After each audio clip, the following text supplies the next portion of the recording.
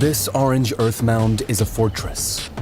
Behind its sturdy walls, millions of termites have barricaded themselves against an ancient foe, ants. They have set their faceted eyes on the termite castle. The queen's eggs within are a treasure worth taking. The walls of the mound are strong, and so are the termite soldiers. But today, fate doesn't seem to be on the side of this colony. An anteater is approaching. She could breach the termite stronghold with just one big swing. And then, the ants would have an easy game.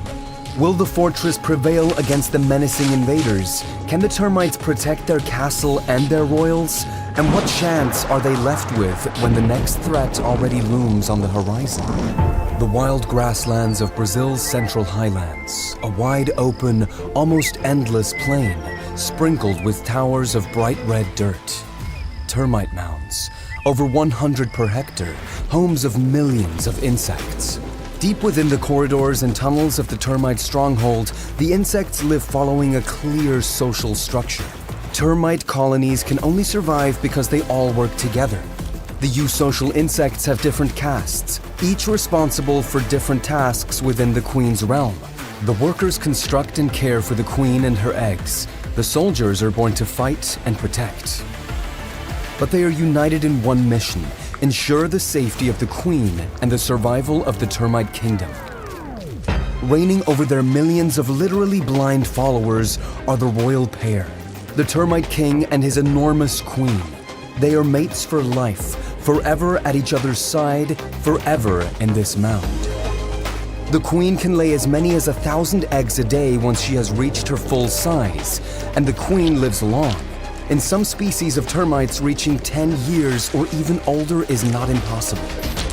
As the queen lays egg after egg after egg, workers make room and transport the kingdom's future to hidden chambers in the mound, where they are protected by mighty knights.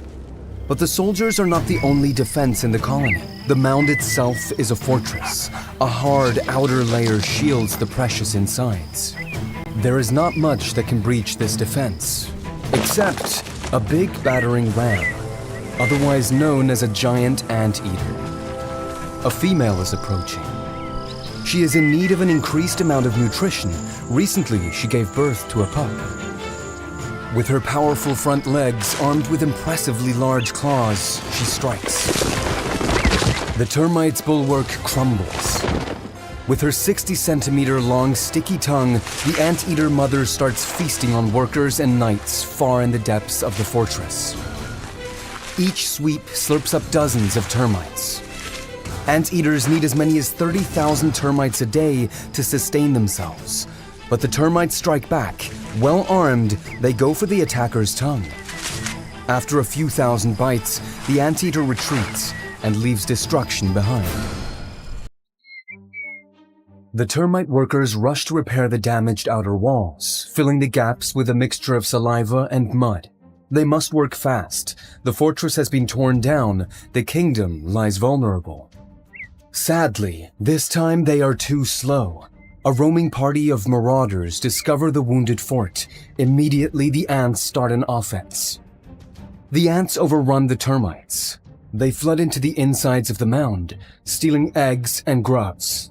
The termite soldiers bravely fight against the attackers. They can't let them get deeper into their fort. At worst, they could reach the queen.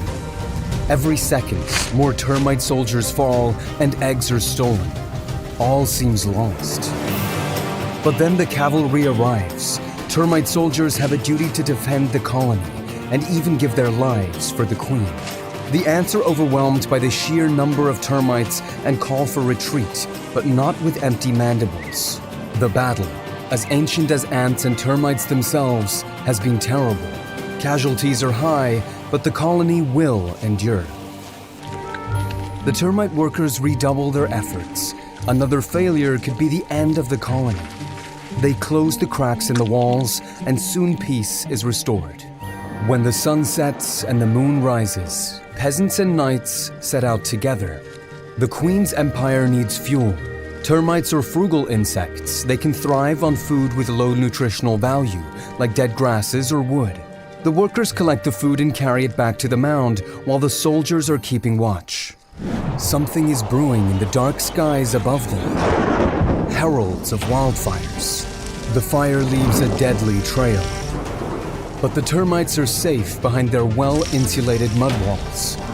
Their foraging behavior keeps the surroundings of their castle free of flammable material, which also keeps the flames from spreading directly onto the fort. Other inhabitants of the Wide Plains had no such protection. The Anteater mother has lost her most precious thing. Her baby fell prey to the hungry flames. After fire comes water. New life starts to bloom. This is the time for the termites to form new kingdoms. Millions of termites fill the air during that time. A delicious feast and time of plenty for other inhabitants of the Cerrado. The termite king and queens meet during their maiden flight. Together they will find a suitable spot to build a new colony, and once found, they mate.